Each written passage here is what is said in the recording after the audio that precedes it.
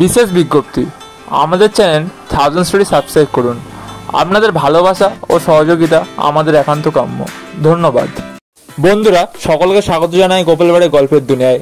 আজকে আমাদের গল্পের চ্যানেলের উপস্থাপনা হলো গৌরী সেন টাকা দেবে নামক গল্পটি।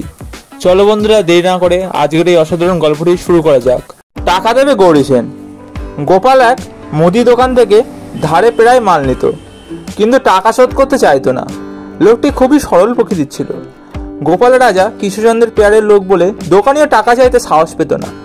যদি রাগ করেন তাহলেই গেছি। একদিন দোকানের ভীষণ টাকার দরকার, বাড়িতে অসুখ। গোপাল মাল নিতে এলে দোকানে বলল, ধারে তো রোজই মাল নিয়ে যাচ্ছেন, টাকাটা আমার আজ দরকার আছে, দেবেন?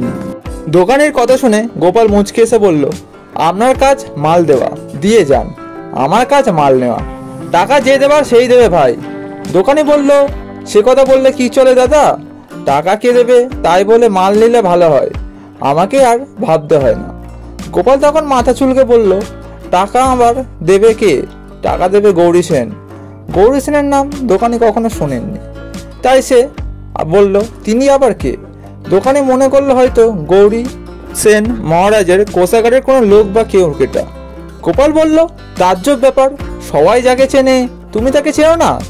মালটা দিয়ে দাও তো বাপু, তারপর যাকে জিজ্ঞেস করবে সেই তোমায় গৌরী সেনের ঠিকানা বাদলে দেবে। তার কাছে গিয়ে আমার নাম বললেই টাকার সঙ্গে সঙ্গেই পাবে। দোকানি গৌরী সেনের মতো লোকের কথা না জানার জন্য লজ্জা পেল ও ঝটপট যা যা মাল বলল সে মালও দিল। বন্ধুরা, আজকের গল্পটি কেমন লাগলো অবশ্যই কমেন্ট করে জানাবেন। দেখা হচ্ছে পরবর্তী ভিডিওতে। ততক্ষণ ভালো থাকুন, সুস্থ থাকুন, আমাদের চ্যানেলের পাশে থাকুন। ধন্যবাদ।